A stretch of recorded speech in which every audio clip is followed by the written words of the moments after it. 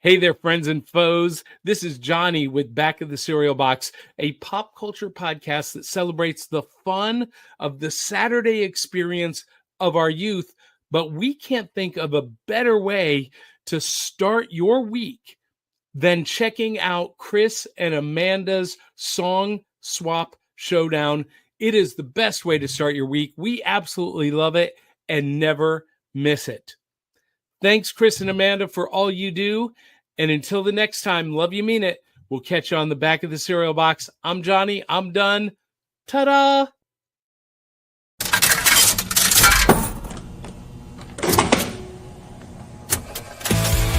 Chris and Amanda always online. Grab your headphones, let's review time. Music's the love and niche divine. Laughs and insights mixed like wine. Every strong and every beat. They analyze, they can't be beat. Tuning in on the socials meet. Join the fun and take your seat. If music's your thing, come along. Hear Amanda sing her song. Chris brings the notes on and on. Together they make us strong.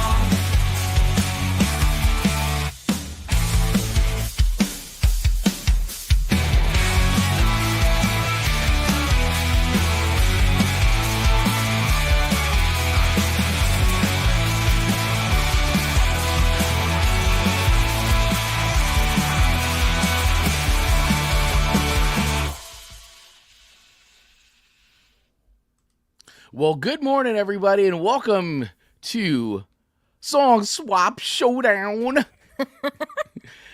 A showdown. It's our weekly music throwdown program here, and my name's Chris, and I'm joined by that girl, Hey. Amanda Sharp. That's me. How are you, Amanda? Good morning. Good morning. I am good. Looking forward to diving into today's show when we get there because I'm really excited about my song picks. You got some interesting song picks. I'm not going to lie. You were like not 80s late FM. You went 80s late FM. You know what? That's the perfect way to describe it. Of all the songs that were available from 1981, right? These three is what I chose. So I'll be curious to see what everyone's thoughts are on the world of Amanda's brain. I cannot wait to hear what the peanut gallery has to say about your song picks for today. So I just want to welcome everybody. Good morning, everybody on Radio Garden State. Good morning, all of you on YouTube, Facebook, or wherever you're listening to this. If you're listening to it anywhere you get podcasts, because this show is worldwide. That's right, worldwide. That sounds so cool. Doesn't it sound so cool? It does, We're and it is worldwide. true. It is When true. you look at the stats, I'm like, we are worldwide. Like, It literally is. almost every country is listening to Song Swap Showdown, and we are very blessed and fortunate and appreciative for everybody's support here. If this is your first time, however, listening to Song Swap Showdown, maybe you're just tuning in on Radio Garden State for the first time, or once again, maybe you discovered us on whatever podcast platform or YouTube just recommended our video, which we hope that they do. Yes. We want to welcome you guys and welcome to Song Swap Showdown. How the show typically works is Amanda and I, that girl, and I each swap 3 songs with each other that we may or may not have heard before, and then we rate those songs on a scale of 1 to 5 records, with 1 being a hard skip. That's right. That is that's a fail of a song. It sure is. It's a major fail, at least according to us. That's right. That's right. And then all the way up to 5 records, because you guys see how we do this: 1 to 5 records, 1 record being bad to us, but 5 records being heavenly music to your ears, going on that eternity playlist. That is a song that you have on repeat. It just hit it on repeat, and it just goes and goes and goes, and you're like, I don't know, I can't get sick of this song. I love it. Every time I hear it, I hear something new. So that's a 5 record tune. That's a 5 record tune. And how do we pick the songs, you might ask? Well, if you have that question in your head, how we pick the songs is we spin a wheel of themes at the end of every single episode. Very and whatever complex. that lands on, it's very complex. The whole show is it's a very complex. You need a flow chart to look at it. And we pick the songs based on whatever theme that lands on. And 2 weeks in a row now, We have just been in our time. Actually, 3 weeks in a row now. We've been in time machines, and we went to a not so far place known as 2010. Yeah. Not far. No. Far enough. I mean, 14 years ago. It didn't seem far, but when we started going into it, it was like, Yeah. 14 years ago. Then we went a little bit further last episode into 1983. We jumped in our DeLoreans, fired up the flux capacitor, and went to 1983. And this week, Amanda, where did we go this week? Because we jumped back into DeLorean. We did. And that time machine sent us back to 1981. And we were like, maybe we'll give it another spinny spin. Because we were just in the 80s. And wouldn't you know, that spinning of the wheel went right back to 1981 and said, no, you will do it. And so we said, okay. So here we are. Short trip further in the DeLorean, 1981. So this week's song's all about the year I was born. Yeah, you're an 80s baby. Yeah, 81. Which is wild to me. I know. So like my babyhood, I remember so much of the 80s. So much as a baby. See, now in 1981, I was already, let's see, I was born in 74. So I would have been 6. Whatever the math. Now, anyone who's listened to our show for a lengthy period of time knows we're not good at mathing. So whatever that math is. Hold on, I'm going to do the math real quick. We're getting out the calculator. Guys, it's Monday morning. Okay, number one, it's Monday morning. Yes. So show me a little bit of grace, all right, please, before everybody's like, Chris, I know I'm terrible at math. I would have been 7. Okay. 7 years old. So a baby still. So baby still, 7 years old. MTV is on the air at this point. 1981, I believe, MTV. I did like no research today. I'm terrible. That's okay. You know what? It's been a week. It's been a week. I thought it came out. Why do I feel like it was 80? But I remember Amanda. August 1st, 1981. Okay. So I was right. So August 1st, 1981 was the first day. Was the first on air. Is when they first went to broadcast. Look at that. It was their first broadcast day, and that was when they played the Buggles' Video Killed the Radio Star, which was the first. How and fitting. Second, which was a song I originally had on my list to you. Which was? And I swapped it because I was like, which I should have left it in hindsight because it's a really good song, but You Better Run by Pat Benatar was the second song they played. Pat Benatar, the legend, the queen, who I feel like gets forgotten a lot in a lot of discussions, but Pat Benatar is unreal. I don't talented. think people understand the pressure to choose the right songs. It's a to lot hit of something pressure. off. Like I look back at our first episodes because we're on season 4. We're soon to enter season 5. And I tell you, those first few episodes, there was a lot of pressure to choose the right songs that would captivate an audience and hopefully keep them tuned in. Yeah, we've done thousands of songs at this point. I know. That's so crazy. Like, thousands of songs because, guys, we go live pretty much every Monday. Yep. I mean, we really only miss like a handful of Mondays throughout the year. Like, we're doing over 45 shows a year out of the 52 weeks. So we don't miss a lot of live shows here. Yeah. And every show is 6 songs that we cover. Yeah. And when you add that up over the last 4 years of doing music reviews and just nonsense, like we've got thousands of songs we've gone through. Yeah. And we very rarely ever hit a song twice. Sometimes we do. But we very rarely ever do. Yeah. It's crazy to me. And yeah, the pressure to pick songs sometimes is a little overwhelming because I'm also all about not upsetting our community because our community always comes in, drops great suggestions, but sometimes the suggestions don't align with where I'm at for the week. But I love the suggestions, but then I always feel bad that I didn't use the somebody's suggestions. suggestions. I know. I feel a little guilty. I'm not gonna lie. The guilt factor is a little real. It's a little real. And I think it's a lot more real for you because I feel like a lot of the suggestions that come in are songs that would be in the lane of songs you would have chosen, where not necessarily for me. So I'm looking at Dave's suggestions already coming in, and I go, man, a lot of these were on my original versions of the Sure. my list changed probably about 30 times before I finally was like, forget it. I'm done. I'm giving you this list. I've had it. I got to get it. It's like Sunday already. I haven't given you my list yet. Like, enough. Well, and you know what's so interesting is I just felt very convicted about my 3 songs this week. Your 3 songs, like I said, there was like no swapping. 80s Light FM, borderline. I'm almost going to say, like, you went like 80s Light FM yacht rock kind of. I was feeling that way. You know, you all grew up listening to Delilah, right? Yeah. Delilah. I feel like all of these songs are songs I would have heard while in the car with my mom listening to Delilah. And I gave you, my mix was a little bit more, I gave you a little bit of things. You know, I gave you some new wave. Yeah. I gave you some, like, straight up classic rock, prog rock. And I gave you a little early, like, hard rock, heavy metal. You did. And I got some notes on that.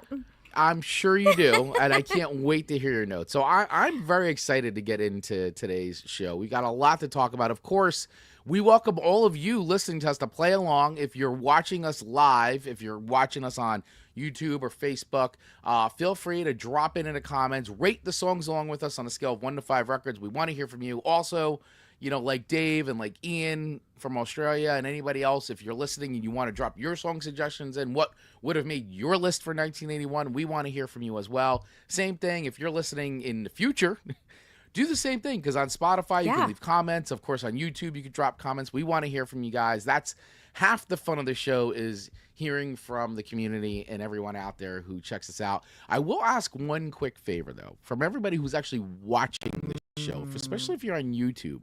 One quick favor I'm going to ask you to do right now is to hit that subscribe button. And why? Because it's a very quick action, but it actually means a lot to us. So it's a very simple action for you to do, to hit that subscribe button.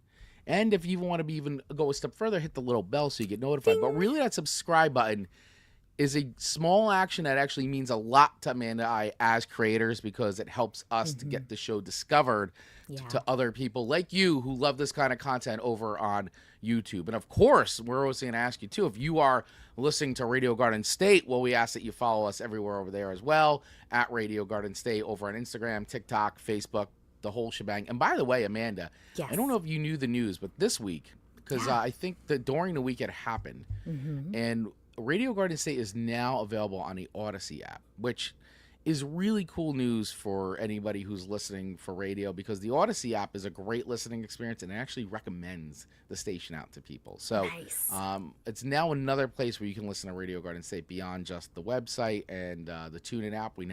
The Odyssey app, we're now available on there as well. So yay! Yes, so very, very happy for that, for sure. All right, guys, we've got a lot to get to today, a lot of music to dive into.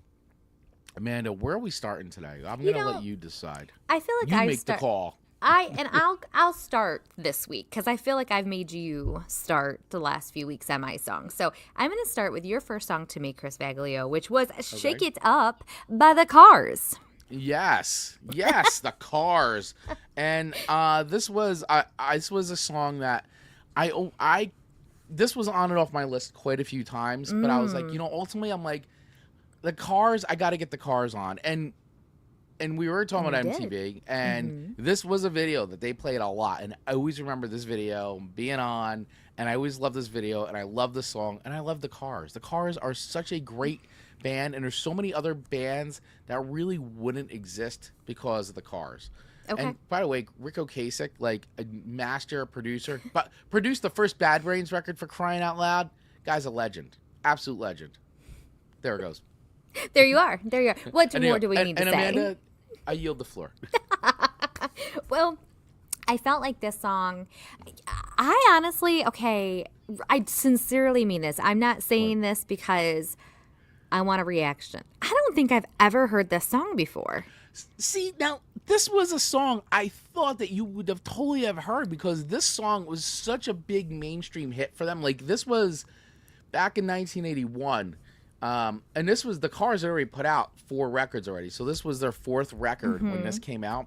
I have this on 2 versions of vinyl. Ooh. I have one like a lime green version and like Fine. So, but this record was their like mainstream breakout. Like they were kind of just more of a, I'm not gonna say underground new wave, but they were definitely more like, they weren't rock radio at this point. Like, this was a song that really kind of brought new wave sound into like mainstream radio. Dave, if you're listening, back me up on that. I think New Wave Dave would concur with that. And so this was a huge breakout song from him and a really good video. And like I think it was their first music video, at least on MTV. It was huge hit. Yeah, so I mean, it's very possible I had heard it and just didn't pay no attention to it. Because it's kind of one of those songs that you quietly enjoy. Quietly enjoy, shake it up. Yeah. Wow, like, this is a party song. Well, no, to that point, like I said, it has a fun rhythm and a very danceable beat, whether you're going to move or whether you just want to shoulder rap, you know? But this could be a Target song. Oh, it's definitely a Target song. You know what I I've mean? heard this in Target before. So I've heard this in Target. You could hear this alongside many other love ballads or anything like that. So, like, when I say it's, I don't want to use the word unnoticeable because that's incorrect. But again, I could have heard it, but I just didn't necessarily, it didn't captivate me so much that I was like, ooh, I like this one. You like that one? Yeah, and it is, I mean, but it's okay. It's okay. I mean, I don't dislike it. I don't love it, but I dig it. It's cool. Now, I saw that this particular song for them was the first time they were in the top 10. Yeah. Absolutely, and yeah. This was the breakthrough. To your point, and they were accused of selling out with this song.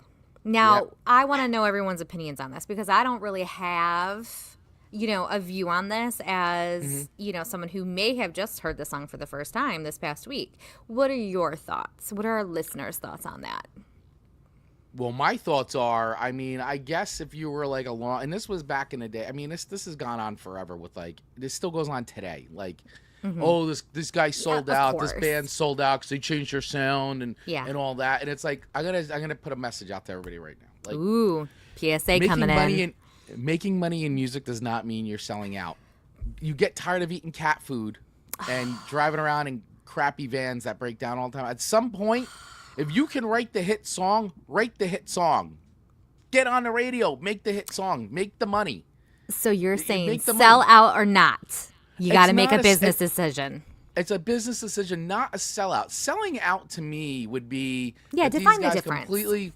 So I would say selling out with them, any band, any artist doing something that doesn't align with like their moral compass or like their core values, but making a business decision to like create music. And by the way, shake it up. I mean, you listen to their older stuff and like the only real difference is that the song is just a little catchier. It's got a better hook. Like they just became better songwriters is really what happened here. And I cannot blame them for writing a hit song. Like bands, if they want to stay being bands, they got to make some kind of money and some kind of income. Like, stop with the selling out thing. Selling out would be, once again, a band doing such an about face that like they totally discount their fans or community. Like it would be like like they're just burning it down, Sure. Like, make this business decision. And sometimes bands do stuff that like, well, they tried something, they experimented, the fans didn't like it. It just went. That's the way they're feeling, and they went with it. Okay, it didn't work. But when it does work, it works great. And in the Cars case, it freaking worked, man. It worked. It got the band over, It got them over and into, like, mainstream. And the fact that we're still talking about the Cars today in 2024, I personally feel like the Cars are still very much a relevant band in the world of bands. Like, and you hear Cars songs, and you think of, like, all their iconic hits, like Since You're Gone and, Drive, Who's Gonna Drive You Home? Like, those songs are fantastic, and they've been covered by other bands. And like, it's magic. Like these songs are part of pop culture and like good 80s stuff that like are really well written songs. I don't consider that selling out. Okay. So that's my soapbox. I asked. Now I will say one thing. I get how fans feel when because people, and I'm guilty, you feel very personal about a band. You become very attached. So when they're a smaller band, you go, man, I've supported this band. I've listened to their records. I talked them up. I've gone to all their shows. You know, I love that nobody else knows about them. It's like my own little. But guess what? You know, like you can have a personal relationship with a band and their music, but it's not yours. It's everybody's. And, you know, get over it, everybody.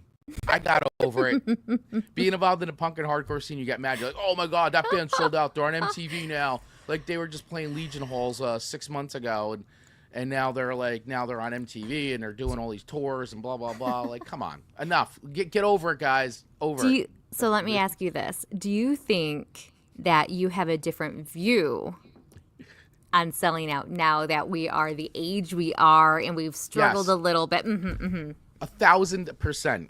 Yeah, where if we were 25, it maybe and did having feel been different. been and still are a business owner, like I understand it, like you get it. Oh my gosh! Like gosh, I said, yes. I think selling out is when a band and artist does something that goes way against their their core values, and they kind of betray their community and betray the audience in a way that like they disrespect. That they've done something so like out of step that they just disrespect everything that got them there. Yeah. Or it goes against like a moral compass or something like Yeah. that. Like that to me would be like selling out, or like going to support like a company or a brand or that like, you know, so say it's a company, I'd say it's a band that's been outspoken about, you know, animal cruelty or like being vegetarians or vegans, and all of a sudden like Burger King is like sponsoring them, McDonald's. That to me, that would be a sellout move. It's like, well, wait a second. You guys have been preaching about like, you know, the environment, or preaching about, you know, being vegan or dairy or vegetarian. That's a slap in the face. And aligning yourselves with but now all of a sudden now you're taking like money from like Kentucky Fried Chicken or something. You know, like things like fair. That to me, like that is a sellout move. Like Great now example. These guys are a sponsor. Like I get that's money, but like, you know, like are you still feeling that way? Because that doesn't make sense to me. So that's where I would say that's a sellout move, you know. Well, let's not confuse. Does anybody follow that train of thought? I do, and we just want to be very clear. We're not vegan or vegetarian. Not that we wouldn't eat those foods. But if McDonald's or Burger King or Kentucky Fried Chicken wants to sponsor our show, we welcome it. Yeah, we'll sell. Amanda and I are happy to sell out. No, just kidding. No, we'll take your sponsor dollars for sure. I mean, you know. Listen, we've kicked around the idea of selling feet pics. So, I mean. If we get real, nothing's off the table at this point. Nothing's off the table. But you know what I'm putting on the table with my score for this song? So just to recap, Shake It Up by the Cars. We should probably play some of it, huh? Oh my gosh, yes. We are I took you on such an adventure with that question. We were on a complete adventure right there. All right, so let's play a little bit of Shake It Up. Just you know what? You advise businesses, so you have a lot to say, Chris Baglio. I have too much to say is the problem. Way too much to say. Nothing wrong with it. Nothing I gotta wrong shut up. My wife, if she's hearing this right now, she's literally screaming, Chris, shut up. She's fast forwarding you. Yeah. She's skipping me. Skip. I mean, it's so catchy. I love the cover. Cover's great. Dance all night, play all day. I like the oohs. Yeah. Dance all night, keep the beat. Don't you worry about doing nothing. Shake it up. Shake it up. They're the best. So catchy. Shake it up. Shake it up. It's like a video game. Dance all night, get real loose. I mean, this is 1981 right here. 1981. See the Cars.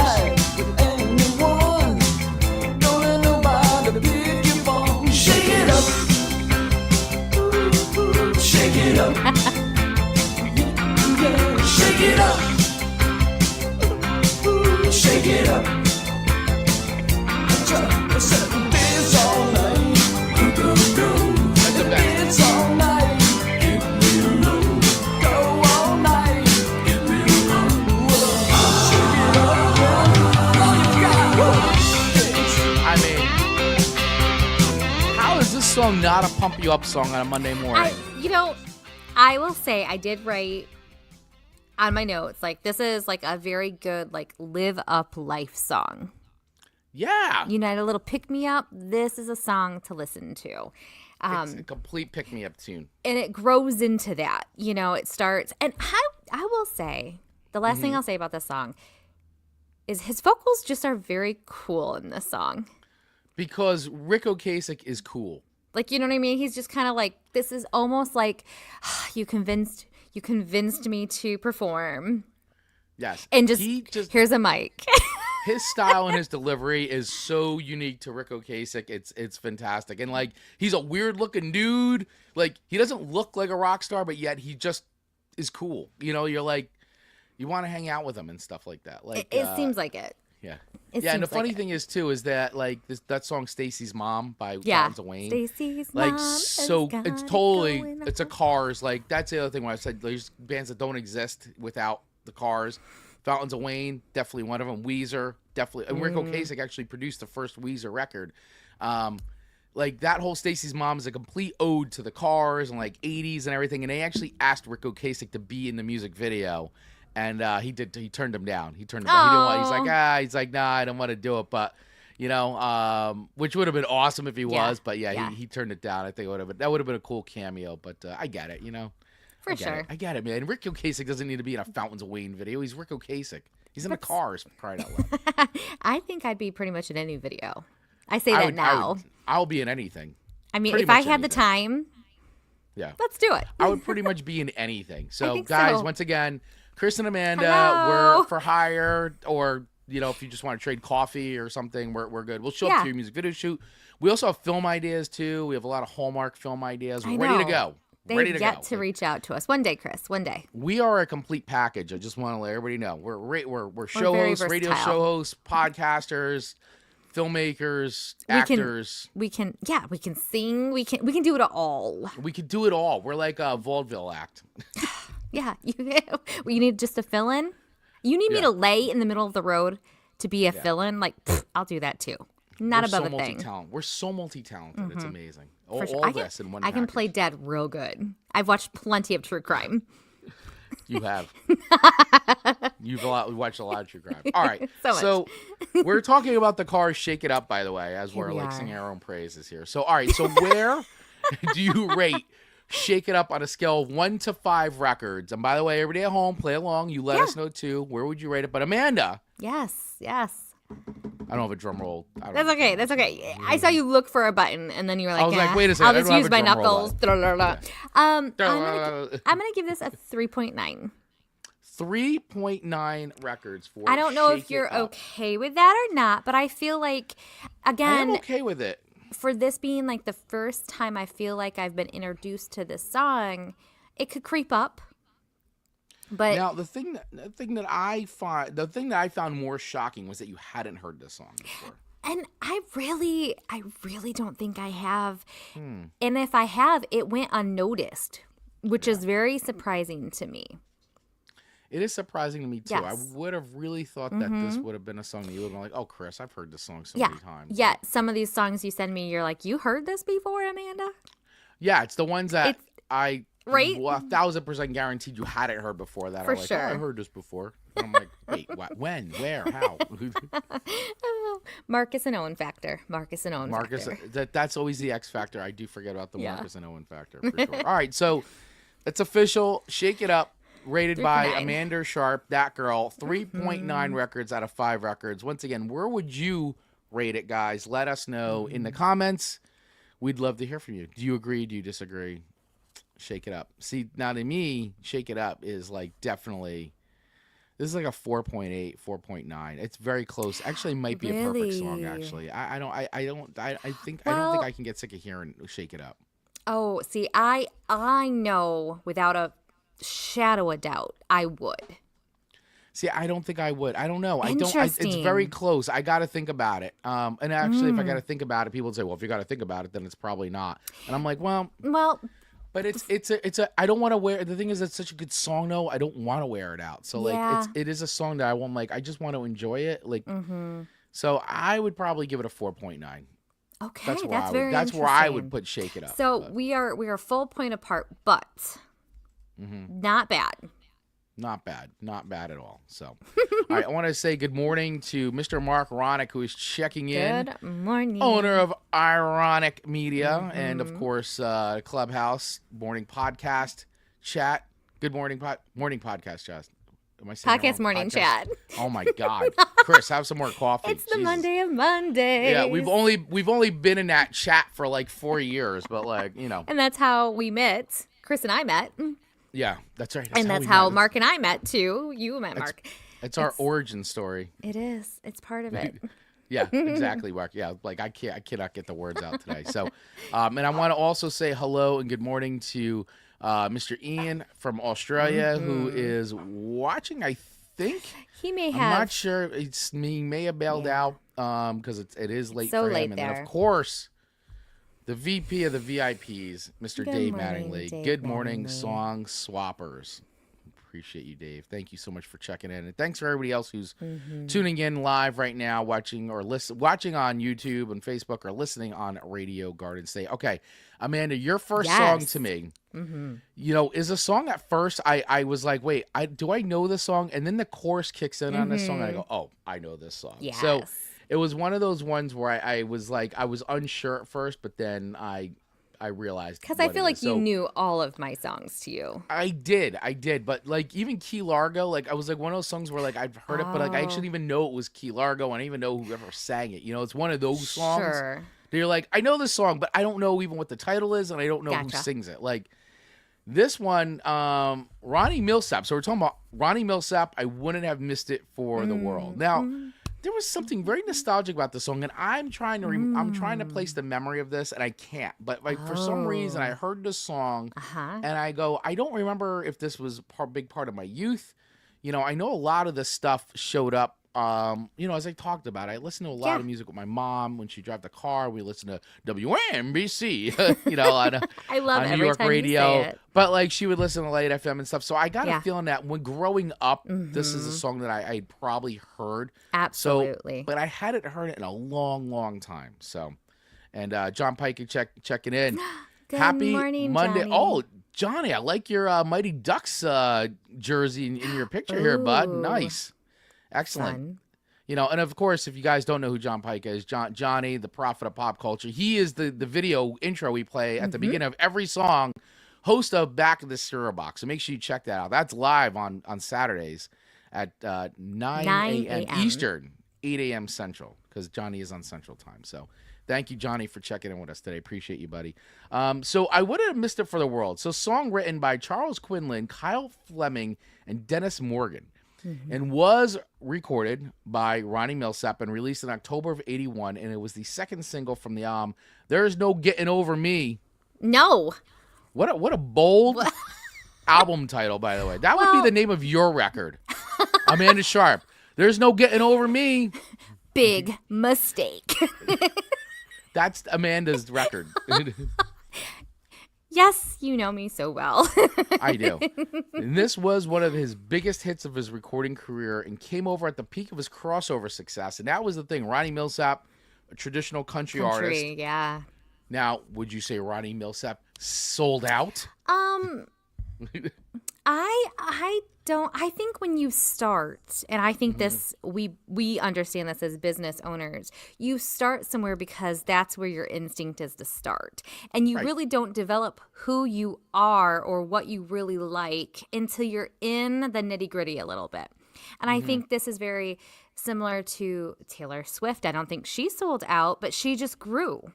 And she went a path that she became more and more comfortable in. And I think the same goes here. Just because you start somewhere doesn't necessarily mean. I go to your logic earlier in our conversation. Yeah. It's not like such a complete pivot where he was known for singing and then turns on country music and says, I'll never listen to country music again. Yeah, exactly. I mean, it's a country pop crossover. And by the way, I mean, how much is that now?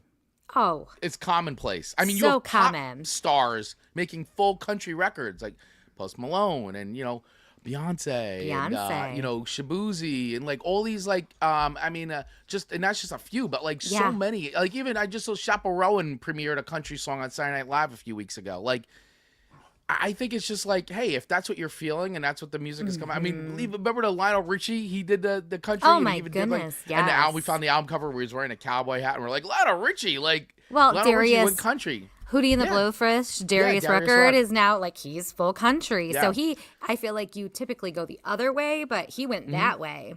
Like even I love like it. even back in the days of like metal days, there was a band called Keel, like really like fist pumping, hard rock, hair metal. Never really got over. Always an open band, but Ronnie Keel went country after he was done. He's like, you know what? I'm done with the metal and hard rock. Like it's not going anywhere. The career was kind of fizzling. He goes, forget it. I'm gonna go do country, and he basically created a whole other career for himself doing country. Steven Tyler put out a country record a bunch of years ago. Like it's not unnormal for pop stars or crossover to do a country record, and much like country stars saying, well, you know what, I want to break through. I want some of that mainstream success. I want a hit song, and there's nothing wrong with that. Nope. Not selling out. Agreed. Not selling out. So this hit number 1 on the Billboard Country Singles in January of '82. And reached number 20 in the Billboard Hot 100. Yeah. The song also reached number 3 on the Billboard's Hot Adult Contemporary Singles chart. Now one thing I wanted was there cover versions of this song? I'm Are there sure. cover versions of this? There has to be. There has to be, right? I mean, There's this cover seems like a songs song of that's everything. This primed is for so cover. popular. Yes, I would have given this a cover. Maybe I will. Have you done this in karaoke? No, but I just because I never thought of it. How about I will see your version of this song? I want to hear. I would have missed it for the world. Jazz it up a little. Jazz it up a little bit. Jazz it up a little bit. Yeah. Sorry. So for those of you that don't know the song, because it's there possible, could so you be, may not.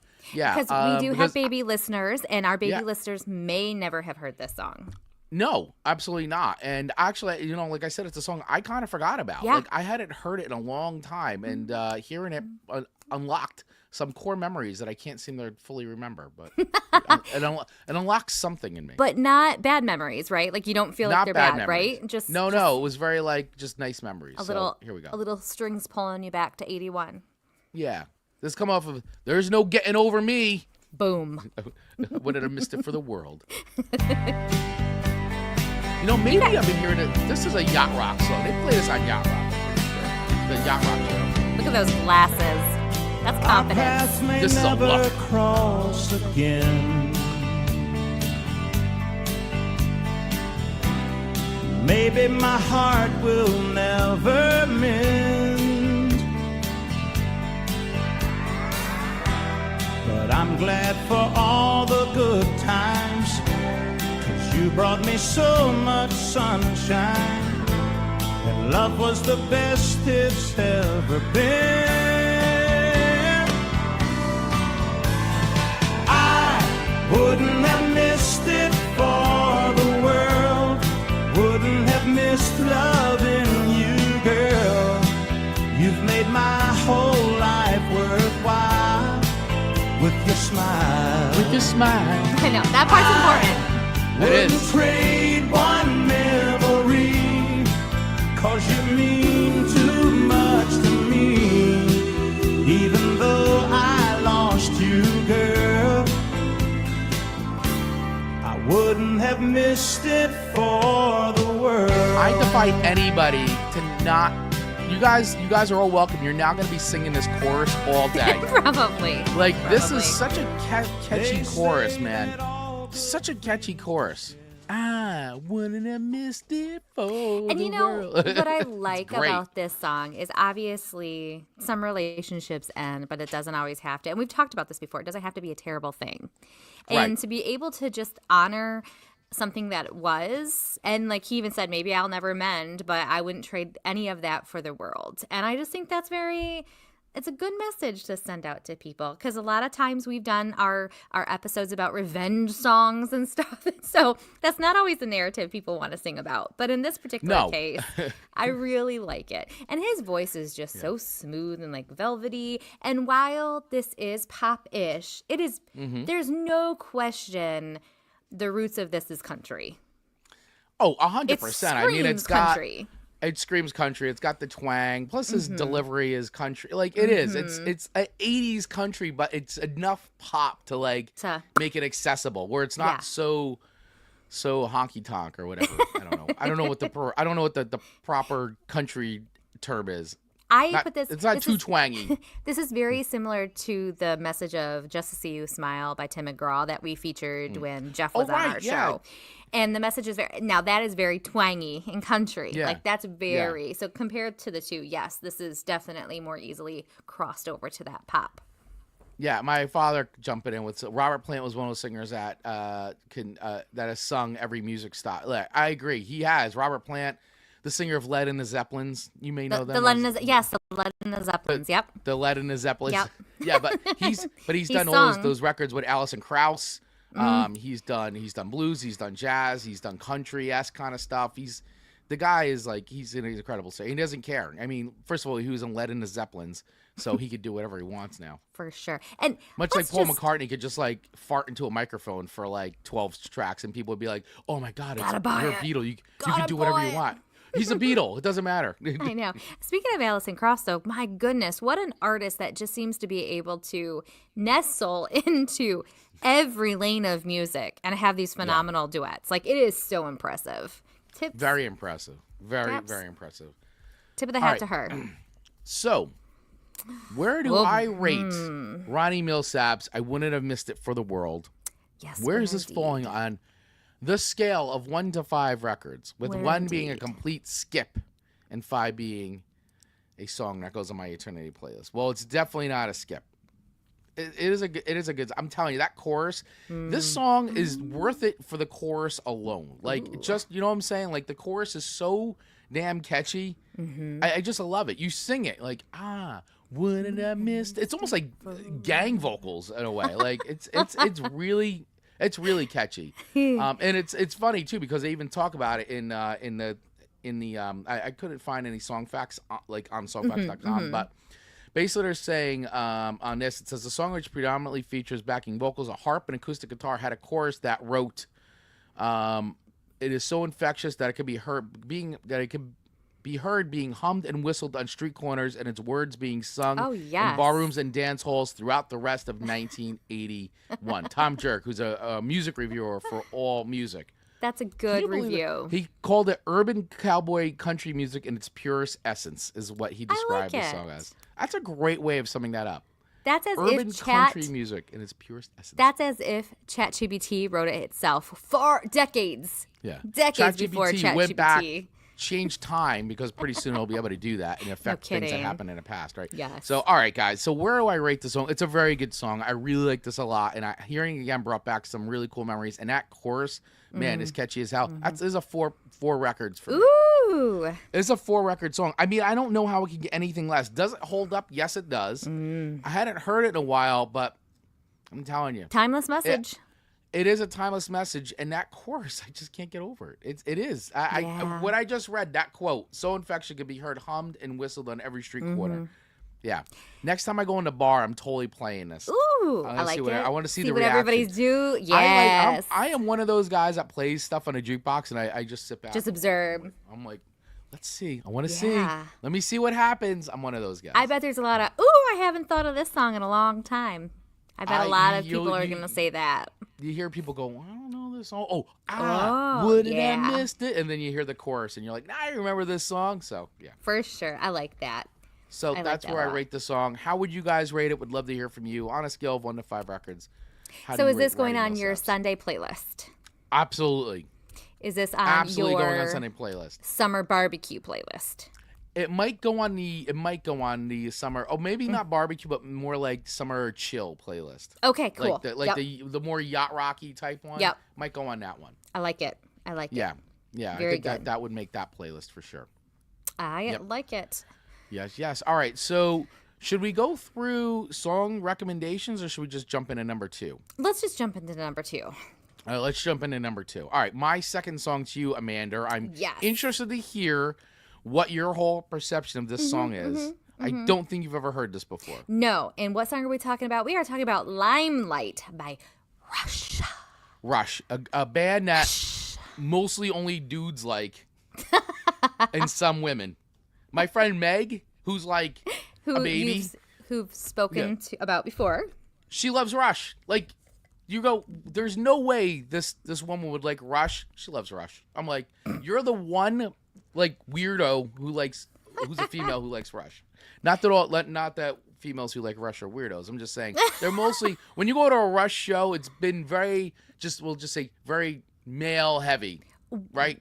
Why do you think that male, is? Because they're like a prog rock band, and they're like a band that dudes like. You know what I'm saying? Like, it's very like they're very, and not that they're like masculine. It's just the music is very, it's prog rock. You know, especially the early stuff is like very noodly and like, you know, themes and concept records about like sphinxes and sci-fi. Like, it's just it's nerdy stuff. Like, they're nerds. Like, their guy, like, they look like, you know what I'm saying? Like, they don't even look like rock stars, especially like they just like nerds who like could play like really good, like really could like know music theory and nerdy musicians. Got it. Well, I will say, so this I just offended every Rush fan. I'm like, you guys know I'm right. Don't you get upset with me. You know I'm right. Embrace it. Deal with it, Rush fans. Good band, but they are nerds and they love it, and that's why we love it. Got nerds who can play music. And that is why it ended up on this show's one of 6 songs.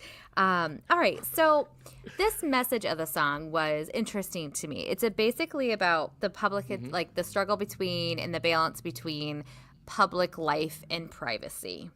Yep. And so I feel like when you're listening to this song from that perspective, I feel like musically it's being delivered almost as like a little bit of a battle. And maybe I'm listening too much into it, but I feel like the way that it, I don't know, is delivered, it just sounds like there is that like tug of, like, what is it? Tug of rope? What is that game? Tug of war? No. Yeah. Tug of war. Tug of rope. Tug of rope? I mean, you are tugging a rope. You do, but it's tug of war. Thank you. I haven't played that in a long time. But you're welcome. But thank you so much. You're welcome. But I feel like that's where this song feels like there's like a lot of tug here, a lot of tug there, the conflict between it. And I think that really makes sense. The guitar playing is very interesting in it. There's just a lot in the song. It's cluttered. Cluttered is a word that you would choose to use for this song. That's very interesting, Amanda. You got to unpack that a little bit for me. I just feel like there's just a lot in there. I'm not necessarily saying cluttered is bad. Okay. All right. So you're not using cluttered as a negative. I'm saying as a baby listener of this song, my mind is a little overwhelmed and cluttered with how to break it down and digest it. Okay. I'm trying to follow your train of thought because I'm trying to get into the mind of Amanda, which is a scary place. But like, ew, so scary. Because I feel like of most Rush songs, most Rush music, it's a radio hit. I mean, they still play it on rock radio today. It's very accessible, and I'm starting to feel like you're saying that this song's not very accessible for you. Not accessible. Like accessible meaning like I can just like hear it in a lot of places. Or so no. Like I feel like on a more intimate level with this song, when you really deep dive into the feeling behind it, it feels not as, for me, I'm not taking it as like surface level or face value as maybe some people, some listeners are taking it. I'm taking it deeper into my brain, and that's what it's causing my brain to do. That was a very interesting. It was a very that was an interesting explanation. Yeah, well, because some people can just listen to some Limelight, and let's see if Amanda's see if Amanda's thoughts line up with what she just said. Like, some people just listen to a song and like take it or leave it.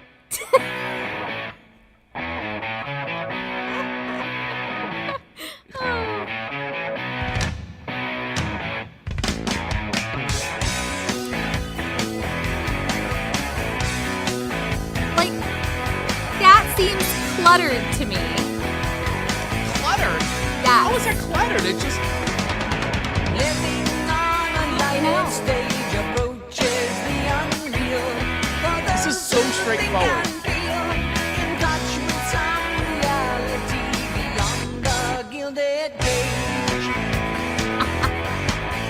This is a great air drum song.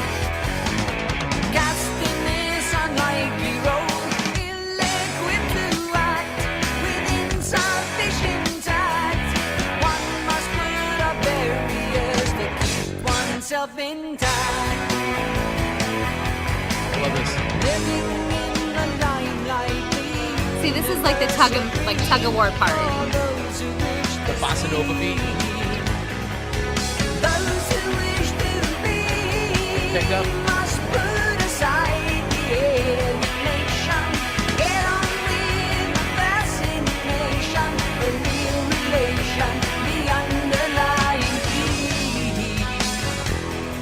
Your face right now is so like.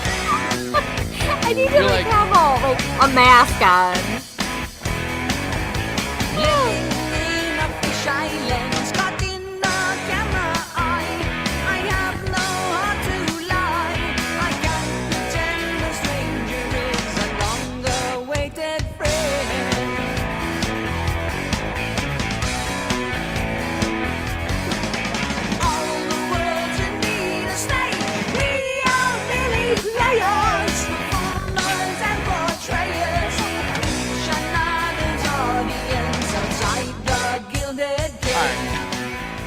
This is a great song. It's a great song. It's not a bad song. Like It's not a bad song. I know. I feel like I'm trying to explain what I'm feeling. I feel like the song is sung off key. Well, Geddy Lee is a very high register. And I don't know if it's out of key.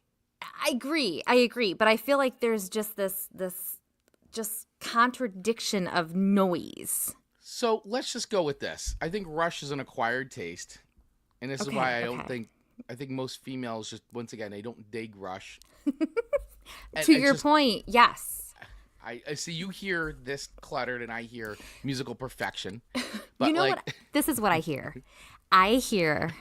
Okay, What do you hear? Here it comes. I hear a little baby toddler going into kitchen cabinets, going into the pot and pans, and going ching ching ching, ba chow, bing bing ball. Like that's what I'm hearing, and then the toddler singing,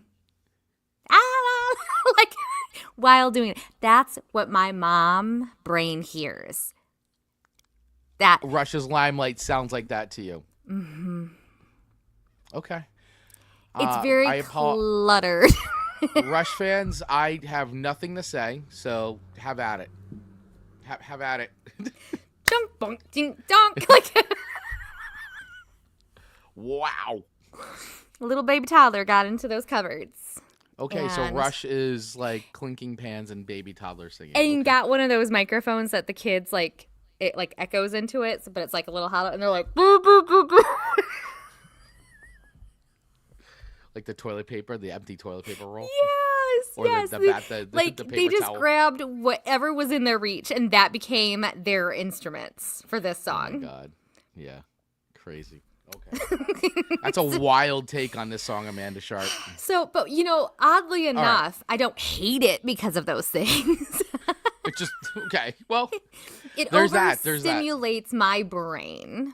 Okay. Hence the word when I was using cluttered. That's where that word's coming from. So I guess we should just remember what your 3 picks were, and your first pick to me was Ronnie Milsap. So let's just this is what we're dealing with here, people. This is what we're dealing with on this fine Monday morning. Yes. Okay. So, I'm not gonna rate it super low though. So let's. This is not a 2-point range. Okay. This not is a 2-point range. I don't hate it. I probably honestly wouldn't even skip it. Okay, so not a skippable, not a skippable. No, like I'm not gonna put it on though, but I'm not gonna skip it more than likely. And it really kind of like plays nicely in our playlist, if I'm being real honest. It does. It nestles in. It nestles in real nice. It does, especially with your Shake It Up was a really good first, and then this is a good second. Your third is really good. So you had some skill to your delivery this week. your order, so thank you. So I'm just gonna I'm straight 3.0 on this one. Like it's average to me. Okay, so 3.0. So Rush's Limelight is basically mid. It's mid. It's mid. Yeah. It's mid for you. Okay. Yeah, all right. mid. Well, listen. Cluttered mid. I mean, your opinion is your opinion. Yeah, of course. I don't necessarily agree with the stuff that you're saying, but that's okay. I'm also not you, and that's also part of it as well. You're like, thank God. Everyone just said, thank God I'm not her. This is why the show is called Song Swap Showdown, guys. You just heard it in real time. This is what makes the show work. Like it or love it or hate it. This is the show. Yep. And if it was painful to follow all the things I was saying, imagine being Chris on a weekly basis. But I just think that's the goal of the show. That's what makes the show work. It's what makes the show work. You're okay, so how would you guys rate Limelight on a scale of 1 to 5 records? Would love to hear from you. Drop it in the comments. Let us know. Do you agree or do you disagree with Amanda Sharp's take, that girl's take on Limelight? All right. Moving into your song to me, your second song to me, is wonderful. Quite possibly the Light FM anthem. Light FM anthem. I'm not saying that as a bad thing. I'm just saying it's a Light FM anthem. I would challenge anybody out there that there's no way you've never not heard this song before. I don't know. I mean, maybe some of our younger listeners here might not have heard that, but I still feel like even as younger listeners, you've heard this song somewhere, somehow. Yeah. Whether it's in shopping, whether it's at a wedding, whether it's watching a show. I feel like this has been used in like 100 million shows. I don't know. Maybe it's just the same show over and over again for me. But I feel like that this is a song that everybody's parents have listened to. Therefore, you have listened to it. And I'm talking about Kenny Rogers Through the Years. That's it. Kenny Rogers Through the Years. I will play it, but I just feel like the minute I say those words, people are already through the year. Like I feel like people are already singing the song. You know, I'm gonna admit this. It is a. I did not realize Kenny Rogers. Like in my heart of hearts, I didn't realize Kenny Rogers died. Oh really? You totally missed that one, huh? I think I knew it, but I repressed it. Well, I mean, listen. I mean, you don't want to. You want to kind of think of Kenny Rogers, honestly. I mean, he is timeless in the way of his, his music makes him timeless. But you don't ever, you kind of like Kenny Rogers has been such a mainstay in music for so long, and his music is still so played that it feels like he never passed away. And he did. He passed away in 2020, March 2020, 5 days after my birthday, in Sandy Springs, Georgia. But yeah, he'd been around. I mean, the guy basically was playing music since the 70s and was still playing music right up until, and contributing and all that up until, he passed away. And on top of that, too, Kenny Rogers, like, very cool. Like, used to be in, like, rock bands and stuff like that. Like, this guy had a crazy career doing all kinds of great stuff. Like, there was a Kenny Rogers song that I didn't even realize was Kenny Rogers. I think it may have been... Was it Jeff? Somebody had played us a song and said, this is Kenny Rogers. And I go, are you kidding me? A First Edition. I think that was the band. And they were like, sort of like a rock band. There's the Minstrels was another band he was in. Long legacy. I'm looking at this music. now. I'm like literally looking at the thing. I gotta find. Yeah, he was in. That's it. Like the song that was in the that just dropped in to see what condition I was in. That was in the Big Lebowski. That's Kenny Rogers. You know what song I'm talking about? Not off the top of my head. Cue it up. All right, so I'm queuing it. So this is Kenny Rogers in First Edition. Let me get this queued up here. Oh, nope, not opening that. All right, here we go. Let me share my screen. Yeah, they used this song in Big Lebowski during a dream sequence. This is Kenny Rogers. Classic Kenny cover, though. Yeah, yeah, oh yeah, what condition my condition was in. It's like 1967. I woke up this morning with the sun down, shining in. Kenny Rogers. I found my mind Legend. in a brown paper bag, but then Ooh.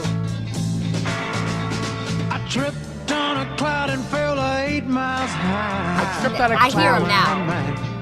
On a jagged sky, I just dropped in to see what condition my condition was in. Yeah, yeah, oh yeah, what condition my condition was in. This could have been a great Mad song. Men. Yeah. Amazing. My soul in So, a deep dark that's the song.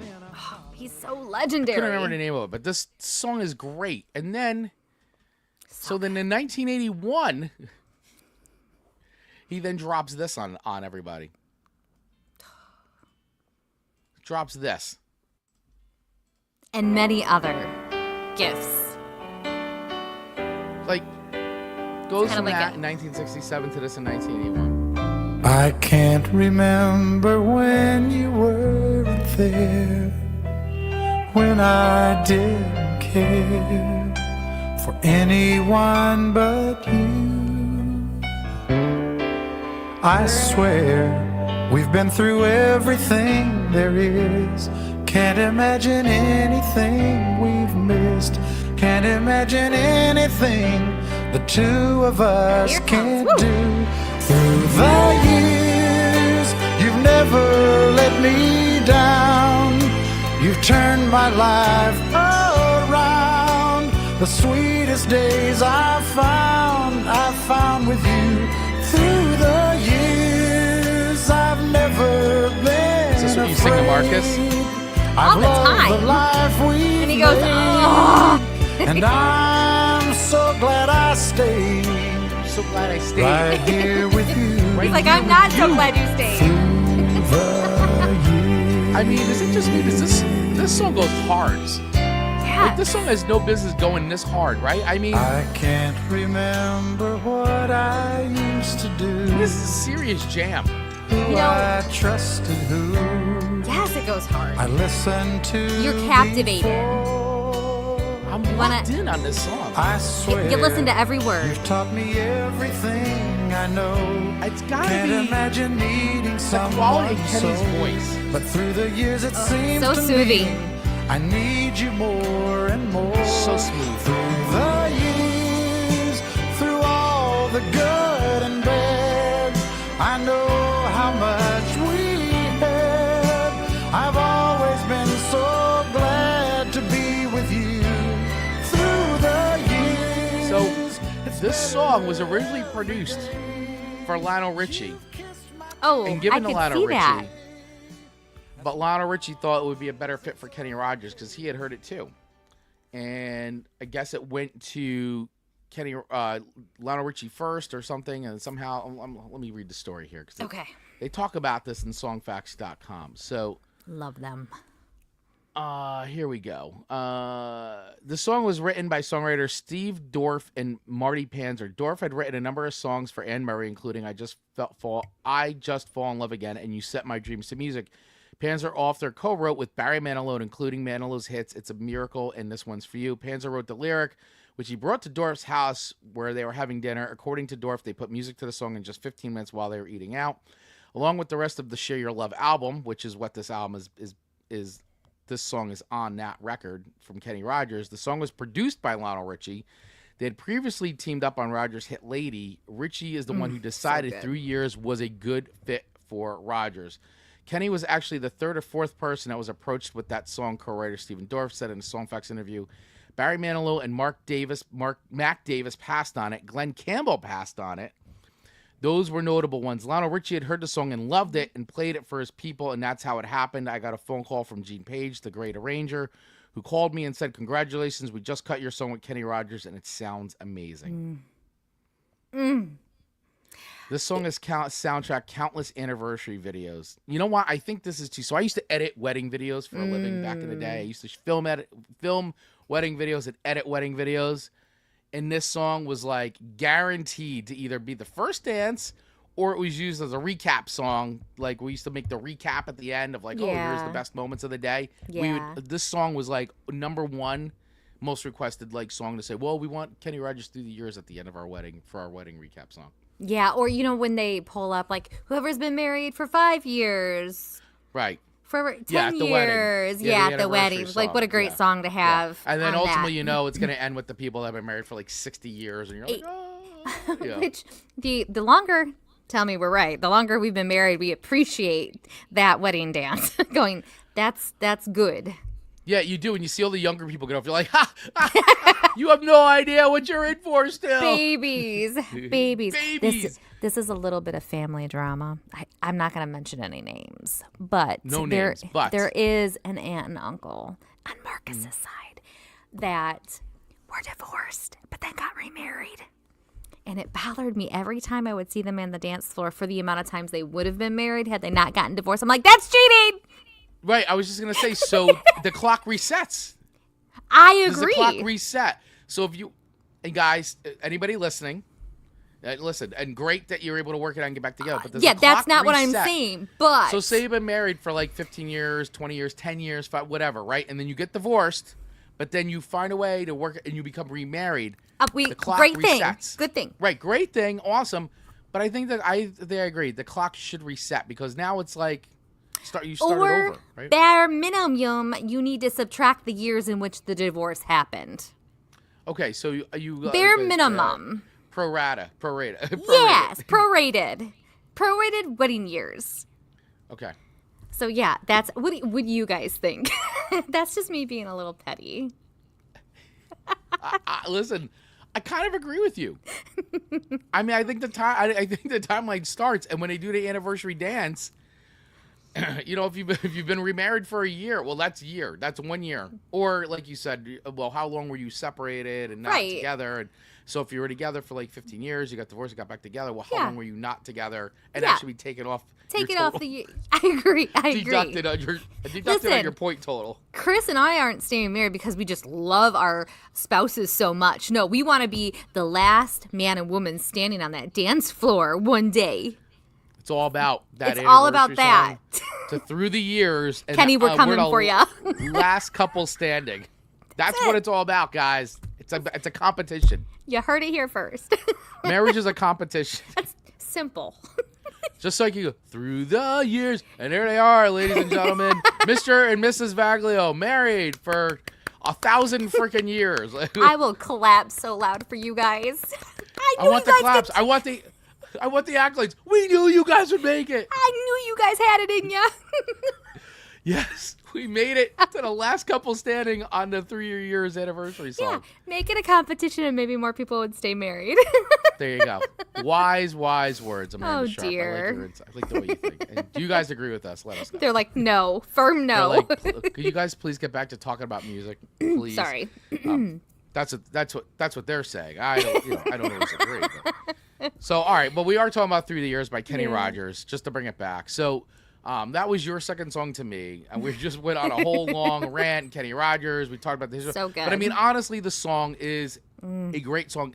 And you could say, like the song itself, Through the Years, does this song hold up through the years? Nicely done. But does it hold up? And I say yes, this song holds up because they still play it, like we just said, they still play it at weddings. You still hear it on all these different things, wedding videos, it's all this stuff. Yes, this song holds up. Now, would I choose to listen to this song? For me, it's a right time, right place to put it on. Like, I'm not going to throw this on in the car and jam. Like, I'm not jamming to this song in the car. You know what I mean? But you jammed here, and that's what mattered. I jammed here because this song has no business going this hard. And I'm not going to skip it. I'm not going to lie. I'm not ever skipping this song. Like, it could come on, and I'll be like, you know what? Let's just have a moment. Man. Yeah. Let's have a moment right here. Let's get centered. Let's get, like, through the freaking years, dude. Yes. I love it. All right. So anyway, with all that being said, I'm gonna stick again for 4.0 on this song. Okay. It's not something I'm gonna go jump on to play, but I am 1,000% never skipping Mr. Kenny Rogers. Especially like songs like The Gambler. Forget it. I mean, Kenny's hits, huge hits, huge talent, great. But yeah, Through the Years is a classic too. It's a classic too. I don't care what anybody says. This song's great. If you guys are like, oh my God, Chris, I'm telling you, just sit and listen to the song. Just give it a moment and like let it sink in. And I'm telling you, you're gonna hear it. Like, absorb it. You know what? This song is really freaking good. It's a good song. It deserves to get its accolades. It deserves its flowers. And you know what? We fully are aware if you're in the midst of a bad relationship, you're not going to have the same sentimental feel of this song at this moment. Right. But one day we hope you will. Right, exactly. And it was in a Love Boat episode, by the way, too. In 1986. How fitting. It was in My Stepmother, Myself. And it was also in Raising Hope. As well, an episode of Raising Hope. Gotcha. The Love Boat. Great show. I think. I don't know. I can't remember. Maybe it's not. Maybe that doesn't hold up. Yeah, I don't think that show holds up. No, not like the Golden Girls. Not like the Golden Girls. Forget it. They are timeless. Timeless. All right. So that wraps up our second songs of each other. Let's do this. Let's jump into our comments and some of the songs that were listed left for us. So let's start with Ian from Australia. As always, I know it's late for him, but he's so kind and generous and jumps in and leaves these comments here. So he said, hey everyone, I'm feeling in a giving mood this week, so I've chosen new recipients of Aussie picks. Would love to hear what they think. I love this. This is great. Thank you, Ian. Being Thanksgiving week here in the United States, we appreciate your generosity here in spreading the love. So he goes for Amanda's husband and son, Marcus and Owen. Yes. Guys, they got to listen to these songs. They got to listen. Yeah. So Boys in Town by the Divinals, Rock and Roll is King by Rose Tattoo, which I got a feeling they're going to love that one. And You Got Nothing I Want by Cold Chisel. By the way, I do have to say, Ian has gotten me into Rose Tattoo and Cold Chisel. And the Divinals, we did a music video reaction years ago on Divinals, and it's still going, and people are still seem bothered by it. I don't. Yeah. So yes.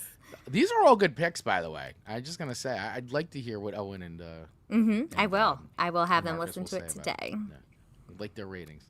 All right, Chris's mom. Going to my mom, Jan. You Weren't in Love with Me by Billy Field. Say I Love You by Renee Geyer, I think. And Your Love Still Brings Me to My Knees, Marsha Hines. Those all sound phenomenal. They all do. This is all great sounds right titles. Up on Amanda's. That's right up Amanda. This is my mom too. This is right up her alley. Yeah. I can tell just by these titles. My mom's Mama Baglio and I could jam out together. You guys could definitely jam out together. You guys have so many similar tastes in music. It's wild. All right. And then Dave's wife. Look at this. Dave Mattingly's wife. I love this. Thank you, Ian. Bad Habits by Billy Field. Who Can It Be Now? Men at Work. That record, Men at Work, Business as Usual. 10 out of 10 record. Excellent. And If I Were a Carpenter by Swanee. I think it's Swanee. I think that's Swanee or Swain. Swanee. I'm going to go with one. All right. And then, of course, Dave Mattingly with his picks. My 81s for Chris. Altered Images, Happy Birthday. Depeche Mode, Photographic. Josie Cotton, Johnny You're Queer. That was that was one of my contenders for you. Kinks Destroyer, great song. Other one, Oingo Boingo, Only a Lad. And Pete Shelley, Homo Sapien. All right. For Amanda. Clash, Radio Clash, another song that was on my list to you. It was there. It was there for a while, through a few iterations, and it was gone. Duran Duran, Night Boat, Madness, Cardiac Arrest. These, let me tell you right now, this playlist that Dave has just assembled for the both of us, this is a killer playlist, guys. This is as killer as it gets. Orchestral Maneuvers in the Dark, Enola Gay, The Police, Invisible Sun, and Stray Cat Strut. Oh, what killer. I'm going to have to make a playlist. I was just going to say, we need to just make like our listener playlist. You know what? I'm going to do this for the Patreon as I normally do for Patreon, which you want to join. Guys, you can join it for free. Check it out. Join for as low as $1.50. But I do this, so I'm going to take Dave's list and I'm going to make it into an audio show and put it on for our Patreon members. How's that? I will do that. That will be our Thanksgiving gift to all of you. All right. My 81s for Ian. Blondie Rapture. See, now that was going to be on my list too to you, and then I wound up taking it off because I know it was released a little earlier, but it was one of those things where it was released early but hit in 81. Charted, yeah. But either way, I wound up not going with that one. The Cramps, The Crusher, great one. J. Gall's band, Rage in a Cage, great one. Kim Wilde, Kids in America, that was a number one song, by the way, that year. Spendo Ballet, chant number 1, and Waitresses, I Know What Boys Like. Oh, all of these bangers, Dave, bangers. Love it. So Love amazing. it. So you guys let us know what would have made your list for 1981 songs. We would love to hear from you. Drop it in the comments. Let us know. All right, moving on to our third and final songs for today. Amanda. Yes. What did I give you as my final song for you today? You gave me as your final song Too Fast for Love by Motley Crue. Too fast for love. You're too fast for love. I say this with great respect for the love you have for Motley Crue. Okay. This, as I researched a little more, it made more sense. You dug in. Okay, so you looked it up. I'm glad to hear you. I didn't deep dive, but right. In the order of songs you've given me in the past about Motley Crue, like this one seemed very messy. Rough. And sounded like babies. Because they were. Because yes. they were. They were. So I'm giving a lot of grace for the baby Motley Crue that I was listening to. This whole record was literally a demo that they put out. Which, and I thought, like, I could Google machine this, and I obviously know enough to go, okay, this is what this means, I think. But this was self-released. It was self-released on their Leather Records. Which means very similar to, like, if you were doing a self-published book. Like, they absorbed all the costs and released this on their own, correct? This is punk rock. Like, this is honestly, this is punk rock, releasing your own records and putting it out. And they were like, we're going to just take a page out of the punks and say, we're going to put out our own record. They made 900 copies, which today is still one of the most sought after records to get, is an original pressing gives me goosebumps. Of those 900. And they're saying that, and I managed to find, a second pressing version of this, because it was a first pressing and a second pressing. And I managed to find a second pressing, and I wound up buying that for my old business partner for his 40th birthday. And I got it for him. How much? Was that a lot of money? Quite a bit. Yeah. You don't have to disclose the amount, but it was worth it to see the smile on his face. And just how thoughtful. Like, seriously, how thoughtful. Like, what would, of the original 900 you said, how much would one of those cost if you found one? Man, it's up there. And you got to make sure it's legit. It's actually authenticated, or however you say that. Yes, and there's a few ways to tell. But you really got to be careful because the counterfeits are really close. So it's got to be. But I think let me see what the last stat was. Now, as far as I know, there's only actually a few in actual existence that have been claimed real. Because this was quite ages ago. Yeah, I think there's only 3 known vinyl pressings of that version, along with 1 known cassette. Wow. So and it goes through. The rest had just been. And I had gotten the second pressing as the one I had gotten for my my business partner. Let me see if I can find what the value is. Original Motley Crue. Yeah, my mind is just so curious. I would hope that they themselves would have maybe held on to 1 or 2. So, let me see. You know what we should do? We should go, Nikki. Do you have a copy of this? Do you think Nikki has a copy? I'm sure these guys have copies of this record. I would guarantee that they still have a copy. Because Nikki and I are social media friends. Yeah, you and Nikki. One way. It's so cute when he's like taking pictures and he has like his daughter's Barbie in his hand. I know. It is great. Because it goes from this to that. It just makes me smile. I am still trying to get this. No, that's not it. That's okay. I'm just, my mind was just curious. Let me go to Discogs. Because how exciting. But good on them for taking the initiative and saying, you know what, we're going to do it. We're going to make it happen. Yeah. Oh God. Yeah. I mean, because they just believed in themselves. They believed in the band, and they just said, you know what, we're doing it. And I'm glad they did. Like, so good for them. All right. So nope, that's not the one. It's, you know what? I'm trying to. Okay. So third pressing version of this. Let me see. Second pressing. Well, if there's only so many, like, it would be probably hard to even know what they would be worth outside of an auction. You know? I'm on Discogs. I'm trying to find the first pressing because a lot of times they'll show you, like, what the value is. But I can tell you, so the second pressing. Yeah. What's that one? So a second pressing version of this is, let's see, someone's coming up with 30 copies. Now, I don't know if you got to, once again, confirm if these are real. Of course. But they're going anywhere for $1,000 to $520. Second and third pressings. But you have to be able to confirm it. You know, like, that's the thing. Yeah. Like, is it real? And there's ways to tell if it's real. And you got to do the research. Now, in Discogs is a little overpriced because they just it's people auctioning stuff. So. Sure, like an eBay type of thing. Yeah, but anyway, so a very first pressing is probably going up for probably $1,000 to $2,000. I'm sure. Very cool. And that would have to be in really good condition, which is it would be hard. So anyway, because it's so old. Yeah, so that's it. Well, I like it. Well, and I was just proud that when I heard this, I could tell there was such a difference. That right? What is this about? And I thought this would be fun considering we did 83 and you did shout a song from Shout Out the Devil, which was the next record. So that was released in 83. So you could see, like, they got signed, better production, growth, a better band, like songs, like.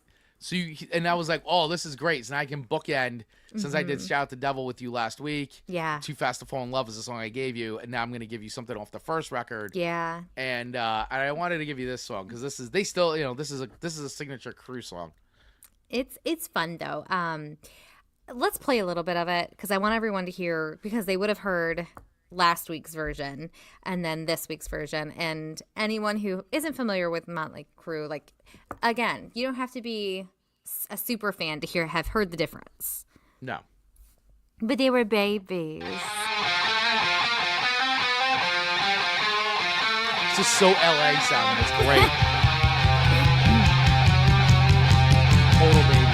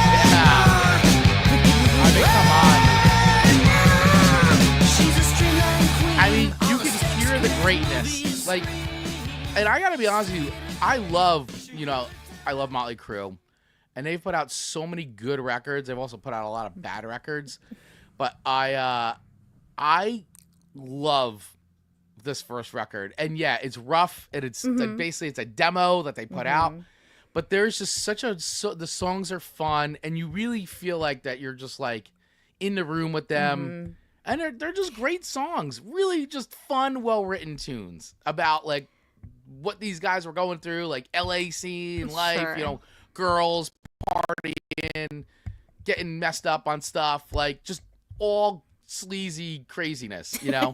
Especially when you read the book The Dirt, like that The Dirt is like, oh my God, these guys are debaucherous. But like but you hear that record and you go, it all makes sense to me. Well, I don't know. There was something that tugged at like my mom heartstrings when I was listening to this. It would be like, I would be like, Mom, we just formed a band. Come listen to us.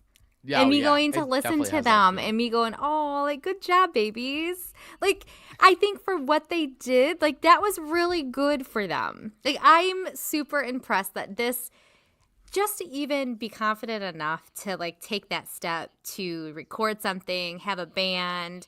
Yeah. Invest the money, do what you have to do to, like, get over the hump of whatever, just to put a record in someone's hands. I just, like, for me, like, that's what sells me on this song. When I'm listening to it, like, my heart just, like, opens and it grows for them. It's really like cute. Like the Grinch. Yes, yes. Yeah, I mean, it's and cute. I mean, they were such a hardworking band. I mean, they were in small clubs, but playing like they were in gigantic arenas, doing all the stuff, lighting each other on fire, and like all the stuff now that you can't do inside of a club. But back then, I mean, they pushed it, pyrotech, all kinds of crazy stuff inside of clubs. Them. And I mean, if you go back and watch, I mean, all these videos, there's videos on YouTube, like VHS copies of like them playing like in these LA clubs back in the day, and it is awesome to watch. And you go, it's funny now because it's like so Spinal Tappy, but yet you get it, and you go, this is why these guys are still. Even though I won't go see them now because I'm like, I was at the last show ever, New Year's Eve in LA, and that's what did it for me. I don't need to see them because they sound horrible now. I think Vince can't sing and all that. Yeah. But I mean, just they lasted and still last in these songs because they're a good freaking band. They were good, and they're a band that's really good together. Separately, not great, but like together, they're awesome. They're awesome. Sure. And Nikki Sixx writes, you know, especially wrote this whole record. Shout out to the devil. He writes. He's the main songwriter. He writes these songs. It. So this is all from the brain of Nikki Sixx. Which I feel that. It's so silly. I don't know why since you and Nikki Sixx are friends. I know. Right? Like, I wish he knew that. Nikki, well, he might. Maybe he's watching. Nikki Sixx, you, Amanda Sharp, and you guys are friends. You guys should meet sometime. You know, absolutely. Next time you come through Michigan, come through Detroit. Yes, you I'll stop and and Amanda see you. should meet up. Yes. Yeah. So, personal note to Nikki Sixx. Yeah, like I think I'm becoming a like groupie for them at this point. I don't know. Who'd have thought? Look at you. I Look know. at you becoming a groupie for Motley Crue. Motley Crue. Whoa. So with this, my mom heart is telling me that this is a 4.5. 4.5? Which seems silly, but we know how I rate things, and a lot of it is on heart.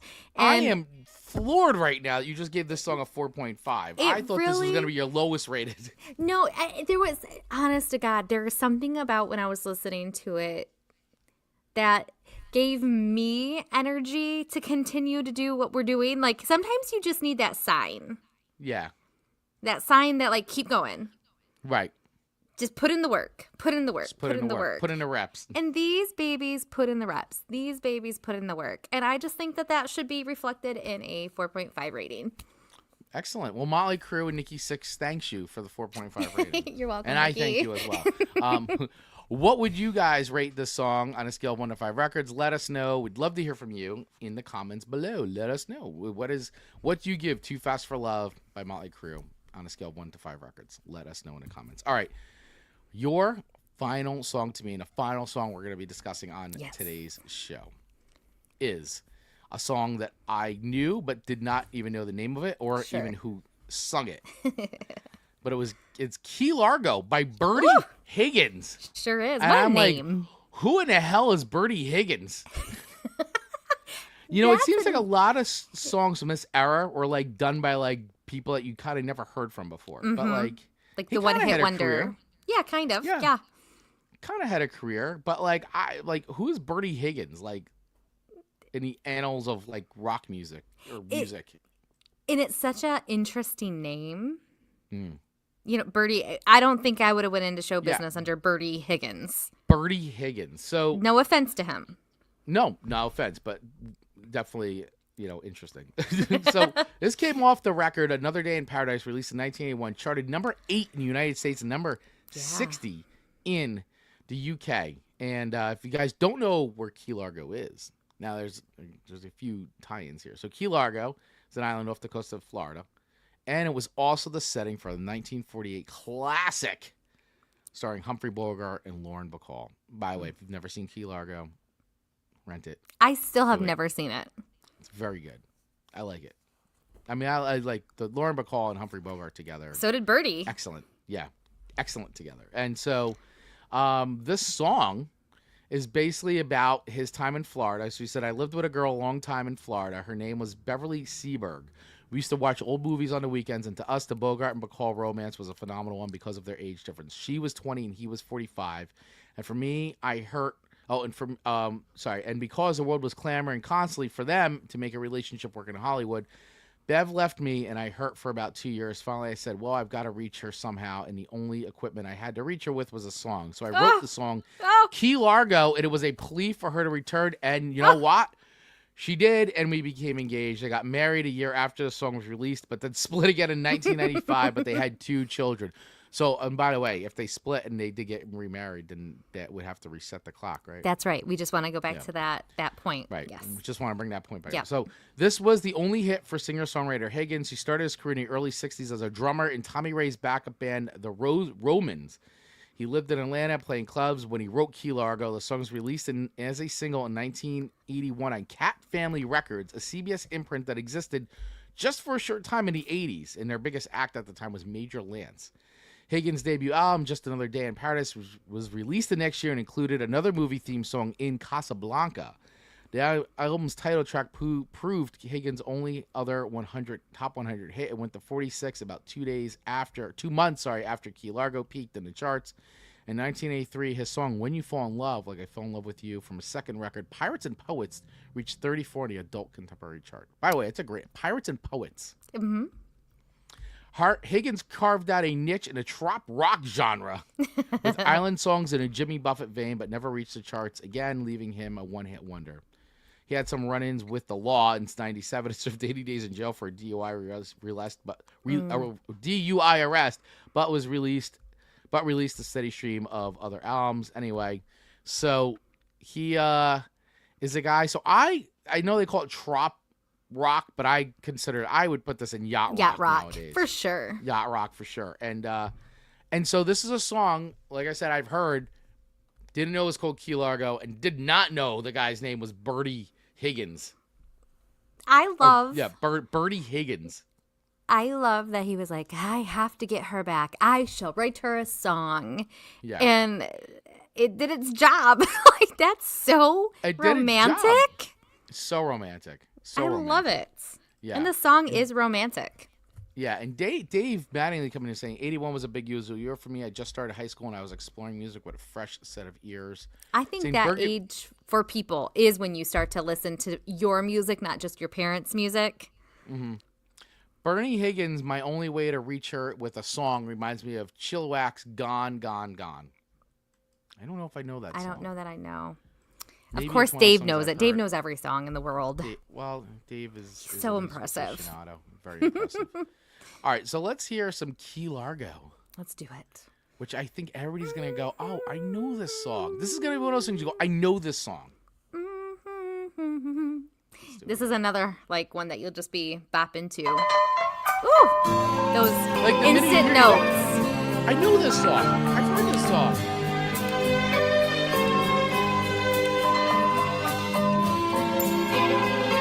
I'm on a yacht, chilling in the Caribbean, in the Keys. Wrapped around each other, trying so hard to stay warm. Coming up next on Light FM, Bertie Higgins. Nailed it. Together,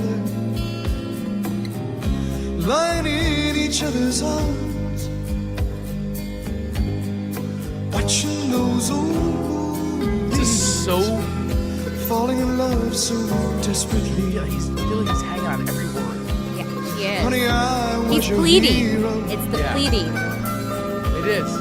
and you were my leading So, lady. this freaking. We had it all, And I love when the backup just like vocals come in later. in the call. Starring in our own late show, sailing away to Key Largo. Here's looking at you, kid, missing all the things we did. I can just. This is We so can good. find it once again. How long? Just like they did in Key Largo.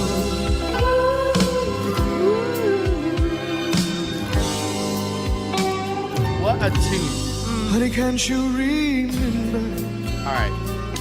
So dreamy and nostalgic. I just want to keep listening. I know, it's so good. That sweet scene of Surrey. So captivating. That's what he wanted. He wanted her to hear it and be like, I can't turn it off. I'm on my way. Honey, I'm coming So- home. So We damn say catchy. you will. Yeah. Play it again. Oh, all right.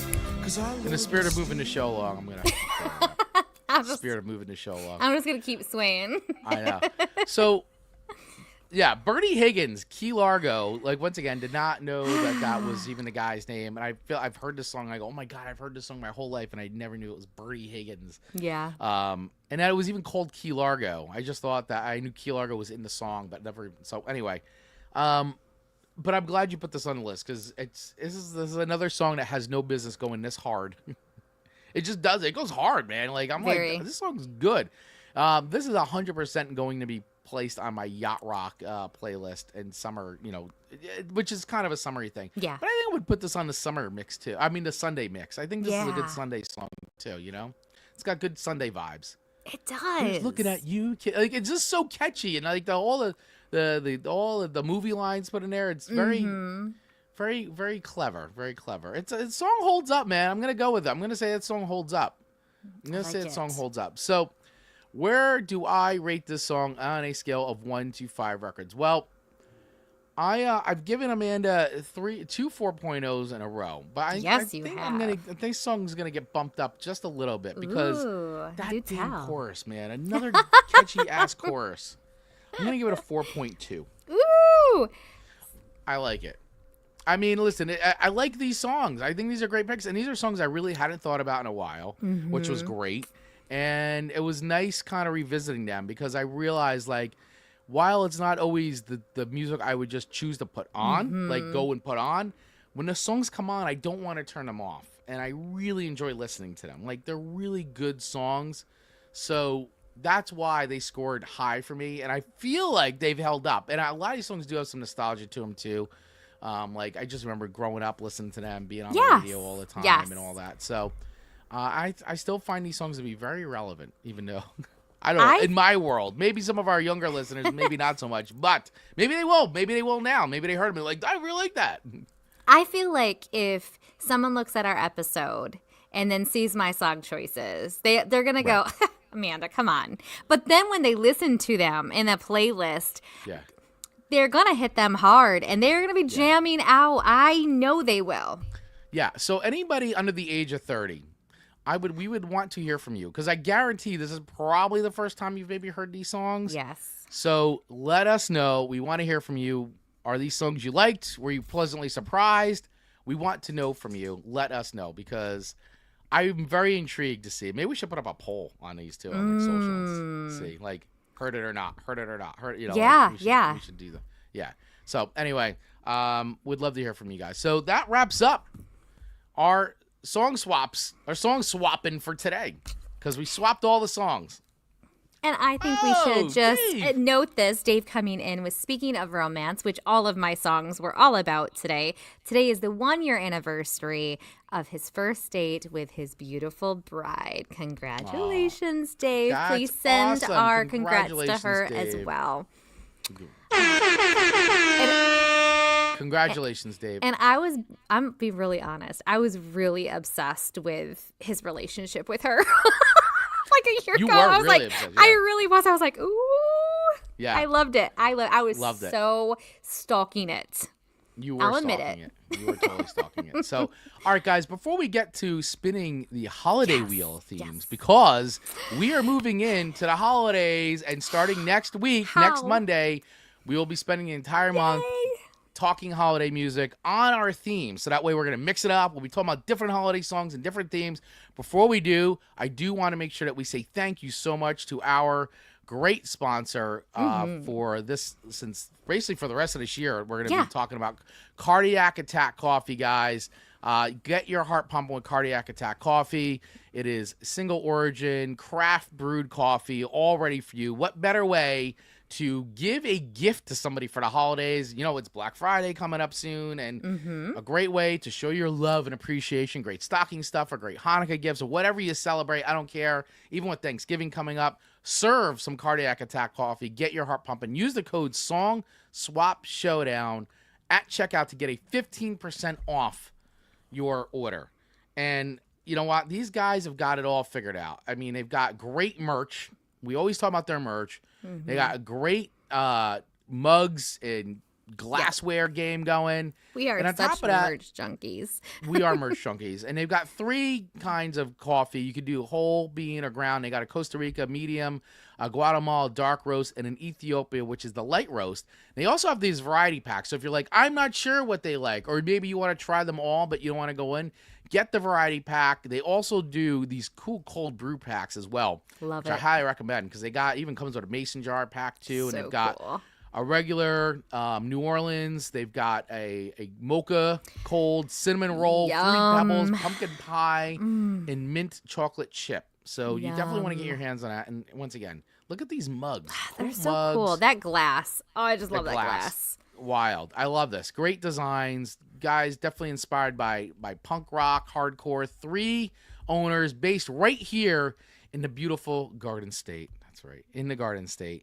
So, guys, listen, honestly, if you want really good quality coffee, strong flavor pack, single origin coffee, get your heart pumping today with Cardiac Attack Coffee. Head over to cardiacattackcoffee.com.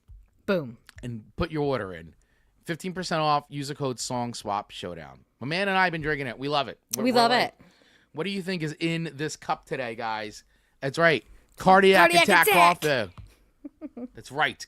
Because our heart needs to be pumping on Monday mornings. But not too crazy. But not crazy at all. Not crazy at all. So, guys, do that. Support. And by the way, I just want to make a note real quick. In all honesty, like, these guys are a small business. We're a small business owner. Amanda and I are small business owners. And instead of ordering through Amazon, I know Amazon's convenient, guys. I know it's easy. But I'm telling you right now, when you spend a little bit of your money directly for a small business, it makes such a big impact. It does. Much like hitting that subscribe button here on YouTube makes a big impact. It really does. It's a small gesture that goes a very long way. It means a lot to the business owners, to creators. So this Thanksgiving, think about supporting a creator like us, or any of the creators you guys listen to. Support them by, Patreon, buy some merch, whatever it is they're doing, or even better yet, to support their sponsors, like our sponsor, Cardiac Attack Coffee. Any of the creators that you listen to, support their sponsors. It all goes a long way. So think about that during the holidays for sure. Support small business. Yes. Go to Pressed Rose. Yes. Come see me. Ida, Michigan. That's right. Ida, Michigan. Come see Amanda. Guys, if you're in the Michigan area, go see Amanda at I'm Pressed right Rose. Here. Literally right there. There's the hand. Here's I am. Go towards the water. That's right. Head Not in towards it, the though. water. Not in it. Yeah. Sometimes No, it's not dirty. in it. All right. So, and that leads us to one piece of business left, Amanda right. Sharp. I'm so excited. What time is it, Amanda? What It time is it? It is time to spin that wheel of holiday show themes.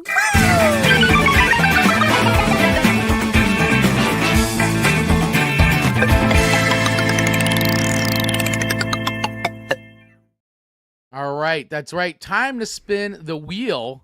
This time of holiday show themes. And Oh, yeah.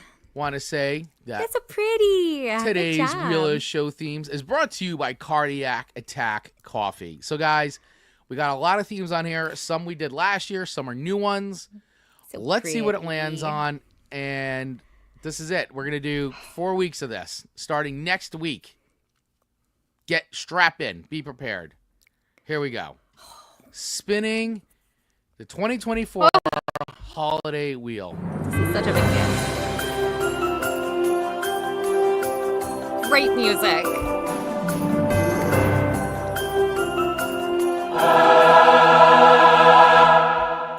Santa's Oh. playlist, celebrating songs of the Jolly Old Elf. This theme focuses on songs dedicated to Santa Claus. Okay. Songs about Santa. Santa. Good old Saint Nick. So that's it. Every song that we swap with each other next week are Santa, not Satan. Santa. Although that movie looks really good. It does look really good. That looks really good. It does. So all songs about Santa Claus next week. It's called Santa's Playlist. I like that. That's a fun one. That's a good one to start off our like Christmas season. Yeah. And once again, guys, thank you once again to Cardiac Attack Coffee for being our Wheel of Show themes sponsor. Make sure you pick some up today at cardiacattackcoffee.com. Use the code Song Swap Showdown at checkout and get that discount. All right. So, yeah, next week's show, guys, is all kicking off our holiday run of songs, themes, songs about Santa. That is next week's show theme. I love it. My mind is going. Oh my God. Oh, I think I gave you a song last year that I wanted. Did I give you a song Christmas Crush last year? I think I did. I think you did. So that one's gone. All right, I'll have to go back and look to see. And you guys, for our newer listeners, like this is why we have the Wheel of Show themes, because we've done, this is our 4th Christmas right. December, which means we've done many, many episodes. So this gives us a direction to go, that hopefully we find some new songs that aren't just the same old traditional songs. And Dave is saying, does Satan Claus count? I would say yes. Sure. Satan Claus. Sure. Sure. Now, Amanda, I do want to point this out. So as of the recording of this episode, Yes. I'm going to look at our stats. Our analytics. Or analytics. Our stats and analytics. Yeah, we need that button. Our number 2 most downloaded episode currently is our country Christmas music review show. Ooh. From last year. It is right now our number 2 most downloaded show. Just after Motown, which after Motown speaks for itself why that's number 1. Let's be honest. Which, Motown has always kept that spot. It probably always will. But our country Christmas. So, hey, obviously people enjoyed it. So go take a listen. Yeah. I know Dave and Ian have already listened to it multiple times. Yeah. So, okay, I like it. So will Santa Claus theme be enough to knock it out of number 2 spot? We shall see. I don't know. We shall see. I mean, that was an episode released last year, and it's so funny to see so many of our older episodes trending in our top 10. It's great. And thank you guys for listening to the show and supporting it. You guys are the best. We love you. Thank you. So appreciative. 4 years into this, and so many people are still discovering the show. So we're really happy for that. Awesome. And happy to be here on Radio Garden State 2 to help with that. So for sure. And Dave is coming in saying real quick, I give my wife 6 records out of 5. Look at Dave. That love. Such a romance. Yeah. So, all right, guys, let's do this. We got a little bit of time left. So what we'll do is for the live stream people, we're going to end the live stream. But for Radio Garden State people, we're going to play a couple tracks for you before we wrap it up over there. So with all that being said, we will see you guys next week here on Song Swap Showdown. Make sure you tune in. And Radio Garden State people, stay tuned because we're just going to play a couple tracks. So we will see you guys next week live here, 8:15 a.m. for the start of our holiday episodes. Santa Claus songs, here we come. Here we come. All right, guys. See you next week. Bye, everyone.